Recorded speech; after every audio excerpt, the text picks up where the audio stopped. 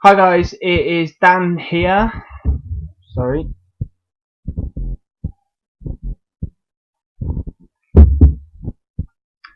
And today we are going to be talking about Templar's Acre, which is a historical novel set during the 1291 siege of Acre, in which the crusader kingdoms of the Levant basically lost their last major stronghold in the region. Now, the book was written by Michael Jecks, and from what I can gather, it's a bit of a departure from his normal style of novel. He normally writes murder mysteries, medieval murder mysteries, with like a former Templar knight, Baldwin de Furnshill, as the main character. But this book, which is like a prequel to that series, is more of a straight up historical narrative, and it doesn't really have the mystery elements that I guess are normally associated with Jex's writing. But like I say, it's more of a straight up narrative of the historical events with personal character stories woven into it, sort of like, I guess, in the style of someone like Connie Golden, something like that. So yeah, we meet Baldwin as he is travelling to Acre, the city of Acre, as a crusader in penitence for some past misdemeanor.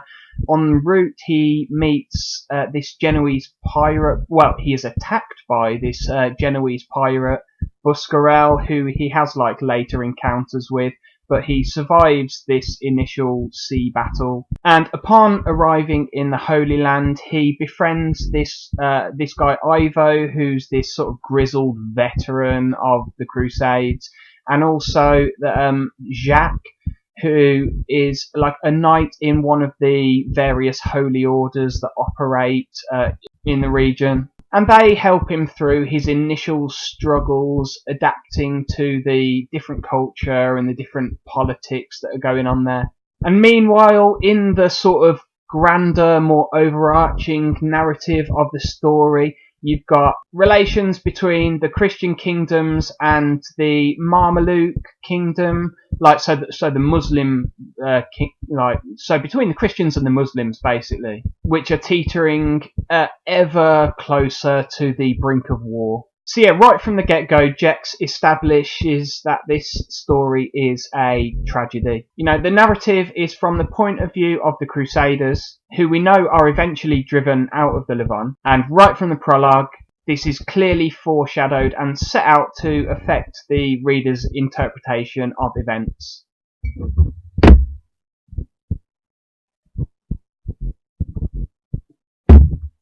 The recent loss of the major city of Tripoli has helped to create this crisis of confidence amongst the Frankish, by which I mean Christian, basically, inhabitants of the region. And this is also reflected in the attitude of one of the main characters, Ivo, who lost his wife and son in the fall of Tripoli. In fact, this theme of personal loss is reflected in a lot of the characters, and it really reflects not just the loss of territory, but also the undermining of the faith and the ideology of the inhabitants, the Christian inhabitants of the region, that are contributing to this crisis of confidence. And Baldwin's character shows this, he displays this pretty well.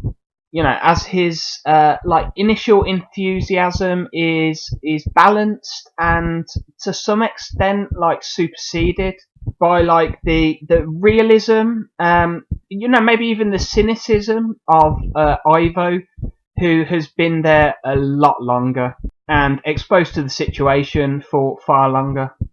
And thematically as well, Baldwin is also pretty important in displaying the themes of tolerance and forgiveness through various elements of his character arc, as his personal ideals of chivalry overcome his initial distrust of the Muslim elements of Acre, the Muslim inhabitants of Acre.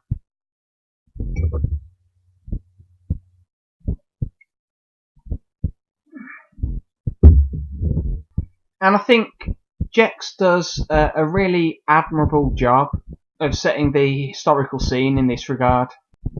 He sets up the culture clash that would, clearly have been felt by Western immigrants to Acre really well, with some pretty pertinent scenes early on. He's able to convey what is clearly like a really deep understanding of the political and social and economic factors at play in this period with really, great authority, but also manages to avoid big expository info dumps along the way. Having said that, however, I did have some problems with his writing style and with his plot choices in certain areas. Like, in particular, I wasn't overly enamoured of how he developed the character relationships, in particular. Jecks obviously knows the period, and his understanding of the historical narrative is exemplary. But, in the course of a historical novel, you have to have the smaller, more personal stories to overlay the, grand narrative. But the issue for me is that he didn't allow enough time to develop the character relationships to create enough of a sense of investment in the reader. And yet, Baldwin is the prime example of this. On his arrival in Acre, he is immediately taken under the wing of Ivo and Jacques. But honestly, there's no real reason for them to do that.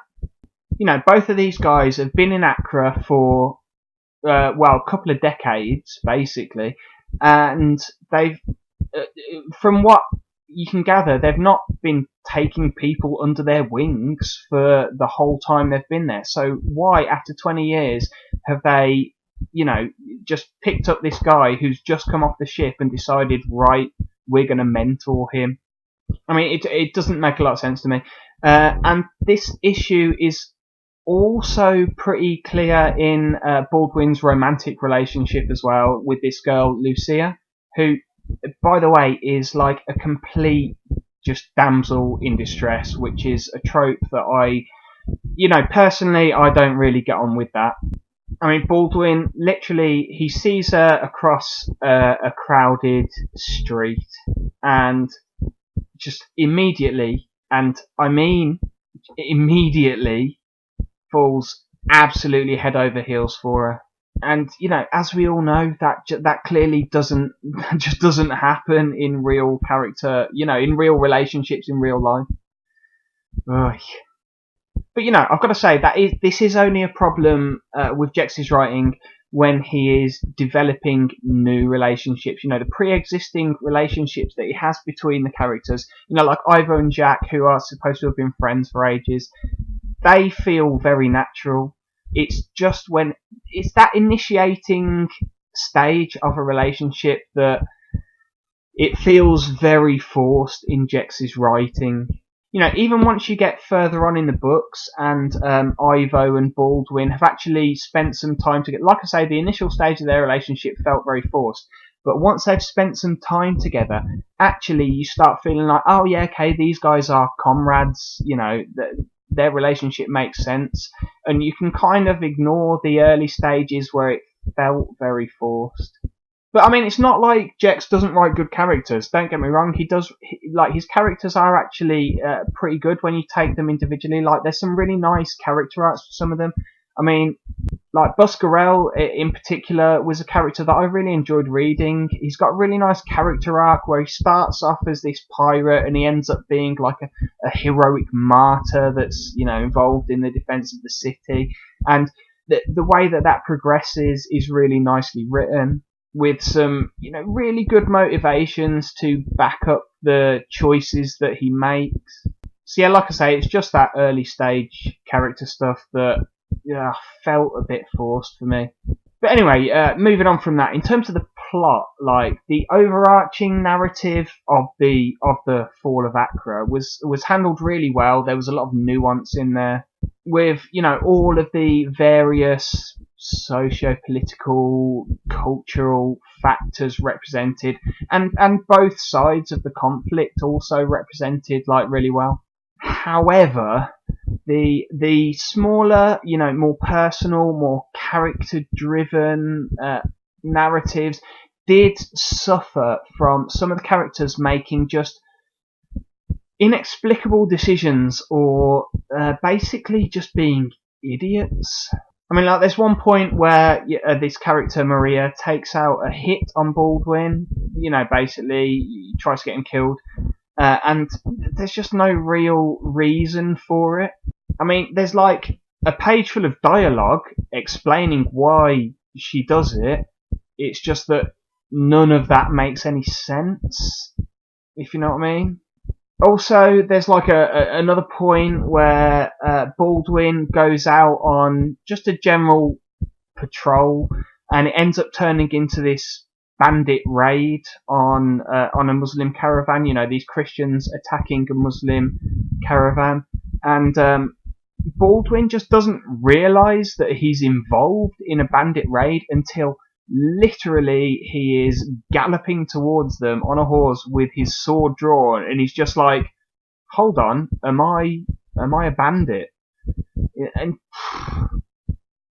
I mean, it highlights some of the underlying tensions in the regions really well, but it just really doesn't make any sense, because I mean, you just would realise that way before that situation occurred. You know what I mean? I mean, like, seriously, no one's that dumb, surely. But yeah, anyway, bearing all that in mind, I think with with Templar's Acre, this book, Michael Jecks, I mean, it's pretty strong in terms of historical setting, and giving you a real sense of the politics and the clash of cultures in the region. I think it does a really good job of that. It's let down by the character stories, though. The more personal, the smaller narrative arcs are not very strong in this. The overarching narrative actually is handled really well. So yeah, I mean, I guess it depends what you want. If you want a smaller story, not for you. If you want to know what was underpinning the fall of Acre in 1291, then yeah, go ahead and read this, and it will give you a pretty decent overview. Right. Anyway, yeah, so that's that. I'll see you for the next one. Goodbye.